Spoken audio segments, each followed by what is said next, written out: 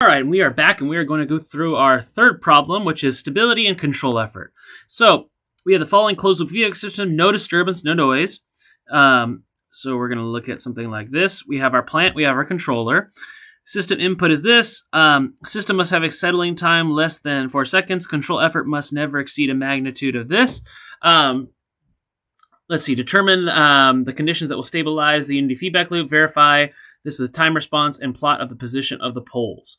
So we know that our G of S for closed loop unity feedback is just going to be P of S times C of S over 1 plus P of S times C of S. So let's go ahead and let's start to define some of these functions here. And I'm going to define my pole zero plot. I want my Ruth table. And let's go ahead and look at our function. So I'm going to go down here.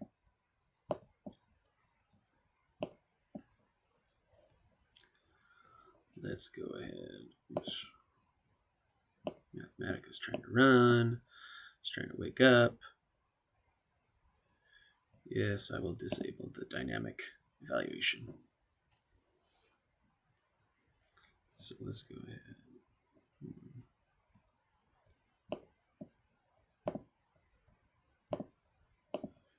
Doesn't like all the plots that I have up, so I need to be cautious of that.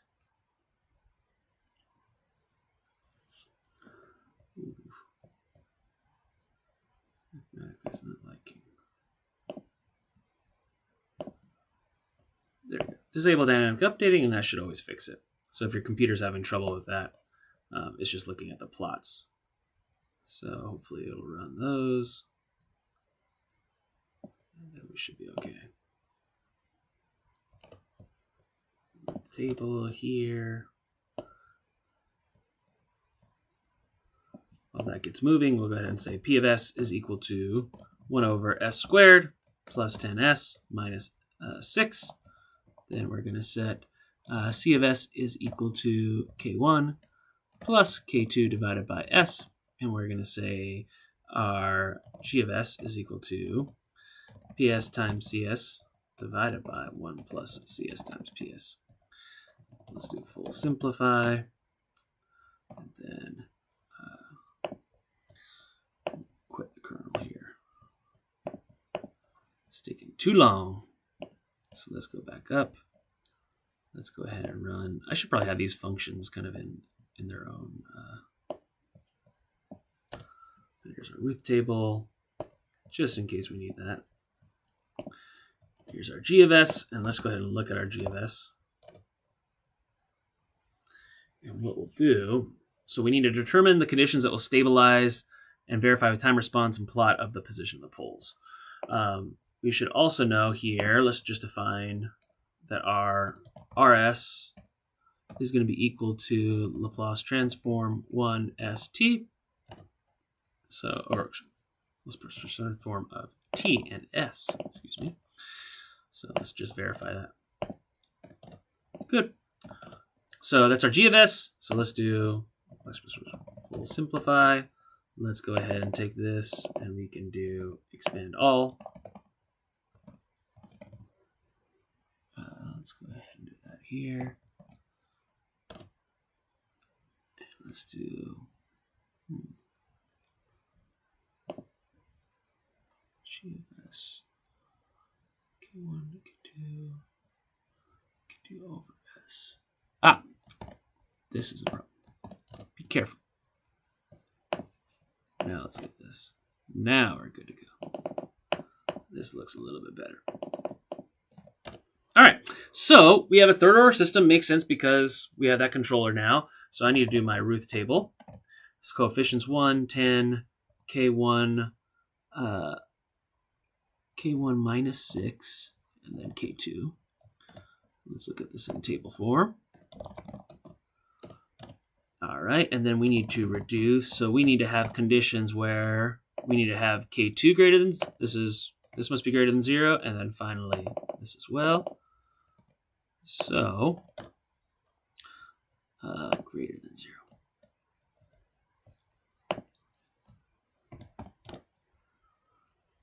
Because we need this obviously to be all positive. So we need to be, K1 needs to be, or K2 has to be greater than 0 and less than this minus 60 value here. So let's just see, we'll set K1. So let's go ahead and just place it with some values here. So I'm just going to say, for example, let's do GS test, and I'm going to say GS slash dot K1 goes to 10 and K2 goes to, and so K2 has to be greater than 0, but less than, or actually, K2 has to be in between here and here. So actually, let's just play with some values. Slash dot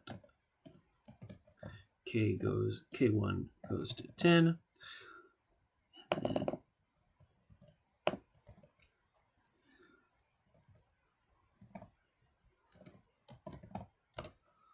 yep, so now it needs to be less than 40. So let's say 30.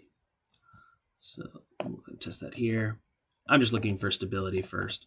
Let's look at a table form. Great. So those will be our values. So let's do G of S, and let's go ahead and let's find. So that's G of S test. So now we can do poles, 0 simple plot. I think we need to do transfer function model of GS test. And I need to do comma S. So we see that we are just, what if we do, so we can see here that that plus 10, where is that coming from here? We can go. So we are indeed stable, but we're really close. So I wonder what happens if we, let's jump this to 20.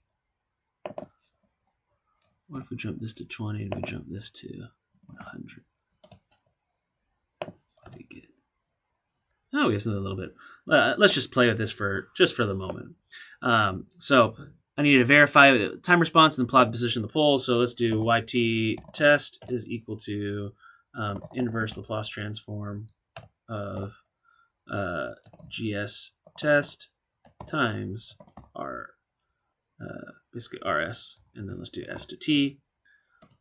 And there's going to be a lot of nasty values there.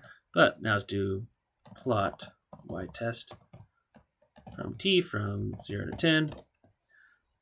And we can see plot range all. And if we go to 100, we can actually see some of the values that we got. Oops.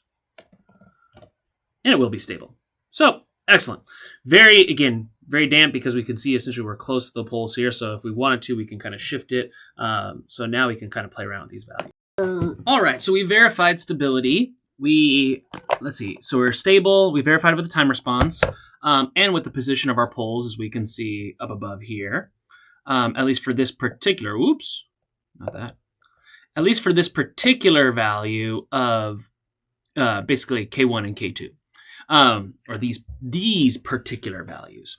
So let's go ahead. Now, will this system have a settling time less than 4 seconds?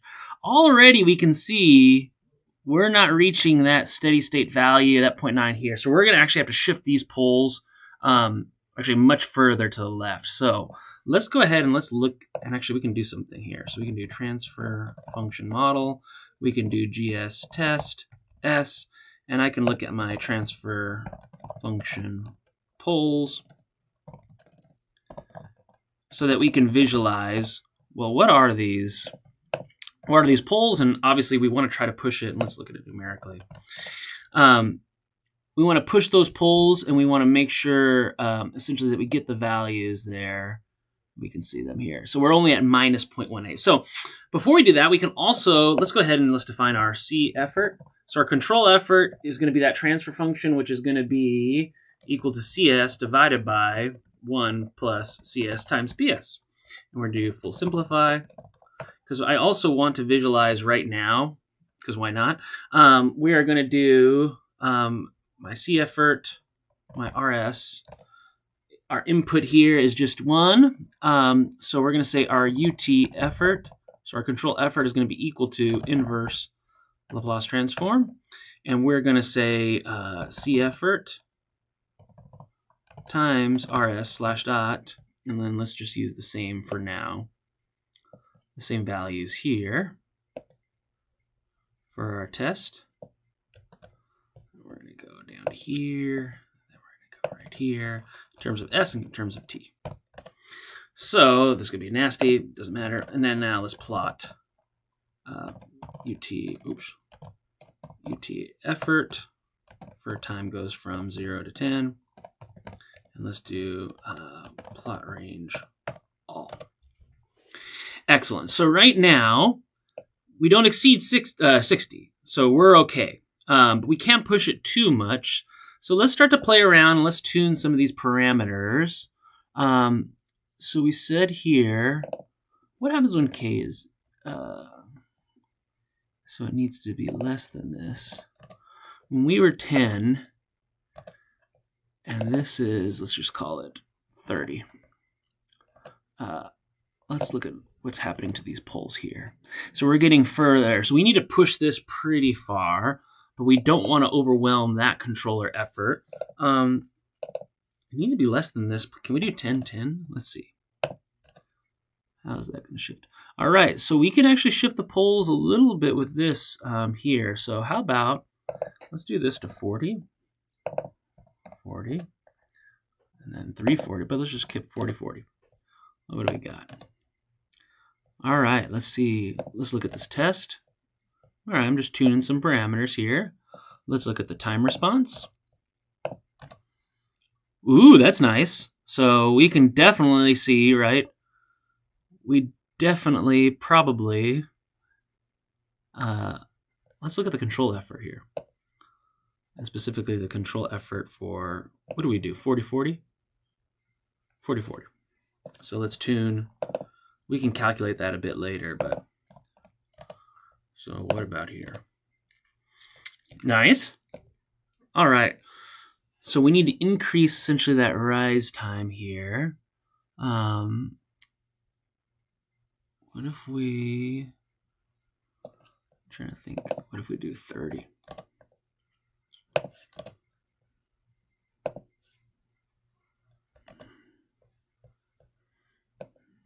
How's our system looking? Because all I'm concerned about now is that rise time. It doesn't do much. Because we need a rise time of, or settling time, excuse me, of less than 4 seconds. But I think we might have it. Gosh, it's really close. What if we do 40, 40? Let's change. I'm trying to decrease this oscillation. I'm trying to get us a little bit. Let's see what we got. All right, that's a little bit worse. So let's increase this a bit.